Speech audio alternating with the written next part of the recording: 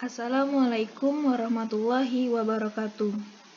Perkenalkan, nama saya Lisa Purnamasari, NIM 1901032051, kelas 2A D3 Teknik Listrik, Politeknik Negeri Padang. Baiklah, saya akan menjelaskan mata kuliah Pendidikan Agama Islam, yaitu materi dengan berjudul Islam dan Ilmu Pengetahuan. Yang pertama yaitu ada pengertian Islam. Islam adalah agama yang terakhir dan sempurna. Terakhir karena Islam ditetapkan Allah, tidak menurunkan lagi agama baru. Sempurna dilihat, yaitu dari yang pertama, keberlakuannya, yaitu universal dan sepanjang masa. Dan yang kedua, kandungan ajaran, yaitu dari hidup pribadi sampai global, dari bangun tidur sampai menjelang tidur lagi, termasuk ilmu pengetahuan dan teknologi. Dan yang ketiga yaitu keseimbangan atau tawazun antara dunia akhirat, yaitu dunia sebagai lahan untuk menanam dan akhirat tempat menikmati hasil, yaitu antara individu dan sosial. Yang pertama ada rasional dan yang kedua ada nasional. Islam sebagai pedoman dan arahan hidup manusia, termasuk pedoman dalam mencari, mendalami, dan mengembangkan ilmu pengetahuan. Yang kedua yaitu ada pengertian ilmu. Ilmu merupakan kata yang berasal dari bahasa Arab.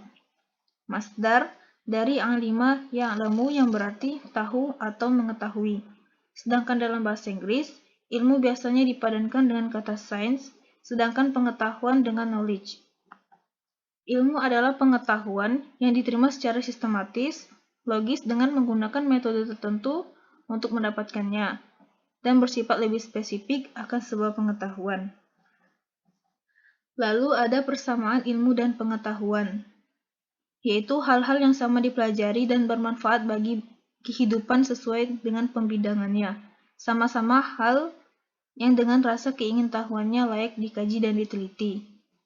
Sedangkan perbedaan ilmu dan pengetahuan, yaitu pengetahuan sebagai modal awal dengan sifat umum dan sekedar info, sedangkan ilmu mempelajari dengan sistematis, berbagai metode, spesifik dan logis hingga mengkhususkan dan menindaklanjuti pengetahuan tersebut menjadi sebuah ilmu.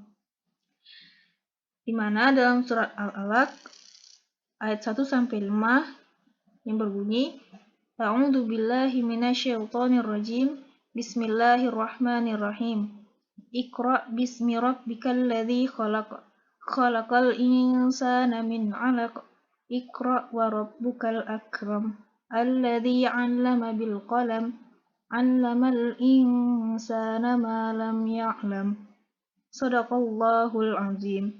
Artinya, bacalah dengan menyebut nama Tuhanmu yang menciptakan. Dia telah menciptakan manusia dari segumpal darah. Bacalah, dan Tuhanmulah yang paling pemurah, yang mengajar manusia dengan perantaraan kalam. Dia mengajarkan kepada manusia apa yang tidak diketahuinya. Surah Al-Alaq ayat 1-5. Dalam ayat tersebut, mendorong umat Islam untuk pandai membaca, berpikir dan berkreasi. Semakin banyak membaca, semakin banyak manfaat yang diperoleh. Ilmu akan bertambah, bahasa makin baik dan wawasan makin luas. Bacalah alam ini, bacalah Al-Quran ini. Islam sangat menghargai ilmu pengetahuan, sebagaimana yang dicerminkan dalam wahyu pertama yang diturunkan kepada Nabi Muhammad SAW. Begitu besar perhatian Islam terhadap ilmu pengetahuan, sehingga setiap orang Islam, baik laki-laki maupun perempuan, diwajibkan untuk menuntut ilmu. Yang mana sabda Nabi yaitu, mencari ilmu itu wajib bagi setiap orang Islam, laki-laki dan perempuan. Hadis riwayat Ibnu Abdul Bar. Selanjutnya yaitu ada klasifikasi ilmu menurut ulama Islam. Yang pertama yaitu menurut Syekh Waliullah, mengklasifikasikan ilmu menjadi 3. Yang pertama yaitu ada al-manqulat, adalah sebagai ilmu-ilmu agama yang disimpulkan dari atau mengacu kepada tafsir, usul al-tafsir, hadis dan al-hadis. Sedangkan yang kedua yaitu ada al-maqulat, adalah sebuah ilmu, semua ilmu di mana akal pikiran memegang peranan penting. Dan yang ketiga yaitu ada al-maksyufat, adalah ilmu yang diterima langsung dari sumber ilahi tanpa keterlibatan indera maupun pikiran spekulatif. Sementara itu, menurut Al-Ghazali, di dalam kitabnya yaitu Ihya Ulumuddin mengklasifikasikan ilmu dalam dua kelompok, yaitu yang pertama ada ilmu fardu ain dan yang kedua yaitu ilmu fardu kifayah. Kemudian beliau menyatakan pengertian ilmu-ilmu tersebut sebagai berikut. Yang pertama yaitu ilmu fardu ain, yaitu ilmu tentang cara amal perbuatan yang wajib, maka orang yang mengetahui ilmu yang wajib dan wajibnya itu berarti dia sudah mengetahui ilmu fardu ain. Sedangkan fardu kifayah ialah tiap-tiap ilmu yang tidak dikesampingkan dalam menegakkan urusan duniawi. Lebih jauh, Al-Ghazali menjelaskan bahwa yang termasuk ilmu fardu ain ialah ilmu agama dengan segala cabangnya, seperti yang tercakup dalam hukum Islam. Sementara itu yang termasuk dalam ilmu atau yang menuntunnya fardu kifayah antara lain seperti ilmu kedokteran, ilmu berhitung untuk jual beli, ilmu pertanian, ilmu politik, bahkan ilmu menjahit, yang pada dasarnya ilmu-ilmu yang dapat membantu dan penting bagi usaha untuk menegakkan urusan dunia. Semua ilmu berasal dari Allah, namun juga dapat dibedakan menjadi dua. Yang pertama yaitu ada qauliyah, yaitu berdasarkan Al-Quran dan hadis.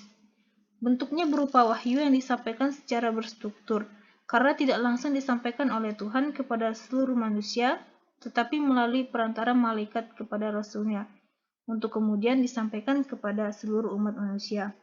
Dan yang kedua yaitu ada kauniyah. Bentuknya berupa ilham yang disampaikan kepada manusia secara mandiri, dengan syarat ia mau mengadakan pengamatan dan penalaran kepada ayat-ayat Al-Quran yang terdapat di alam sehingga ia dapat menemukan tanda-tanda kekuasaan Allah. Kedua ilmu tersebut saling menguatkan satu sama lain. Kauniyah merupakan bukti yang mendukung kebenaran qauliyah, sebaliknya qauliyah merupakan petunjuk untuk menemukan fakta empiris kauniyah. Akhirnya, dengan mempelajari qauliyah, maka pengenalan seseorang kepada penciptanya akan menjadi tepat dan akurat. Dan dengan mempelajari kauniyah, maka pengenalan seseorang terhadap Allah akan menjadi luas dan mendalam. Selanjutnya, dengan berpegang kepada kedua bentuk ilmu itulah, maka manusia akan dapat menjalankan tugas dan kewajibannya di muka bumi ini, sehingga akan tercapai kehidupan yang bahagia baik di dunia maupun di akhirat. Baiklah, sekian penjelasan dari saya mengenai materi Islam dan ilmu pengetahuan. Semoga bermanfaat bagi kita semua. Apabila ada salah, saya mohon maaf. Saya akhiri. Wabillahi taufiq wal hidayah. Wassalamualaikum warahmatullahi wabarakatuh.